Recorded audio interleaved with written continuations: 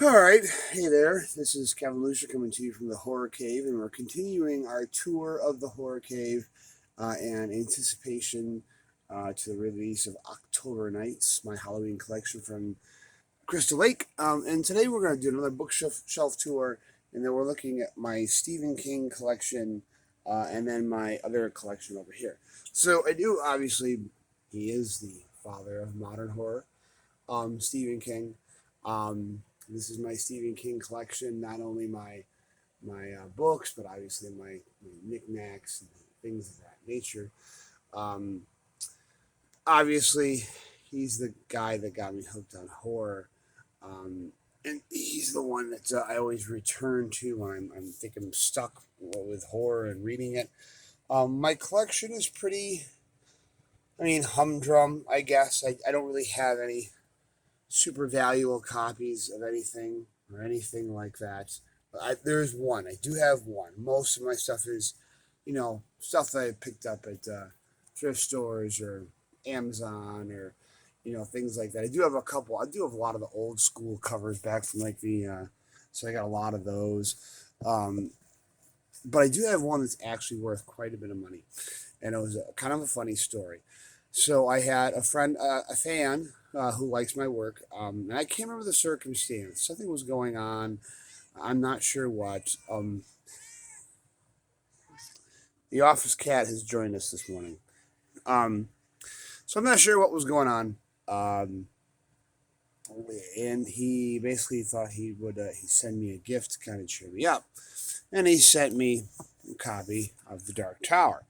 And I already had a copy, but I thought it was a really nice gesture. I thought it was awesome that he would send it to me. And then I just shelved it and I forgot about it. And then about maybe 3, 4 years later, someone was posting on Facebook about their second edition of the Dark Tower and how much they sold it for.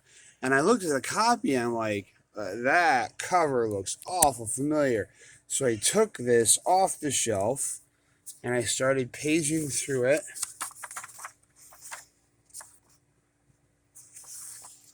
And then I saw this. I have a first edition of The Gunslinger. Which is pretty like, holy cow.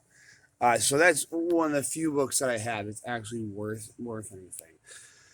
So moving over here, this is the Charles Grant section, which again, his work is really precious to me, um, just because I was still really trying to find my voice in horror when I discovered his work.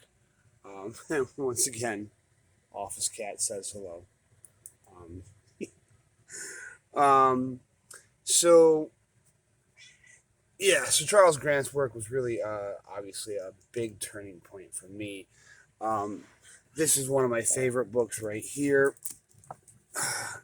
For a while, you couldn't get this at all because it was limited edition. PS Publishing, Scream Quietly, the best of Charles Grant. Now, fortunately, it is available in trade paperback, so people can get it and enjoy Charles's work at a much cheaper price.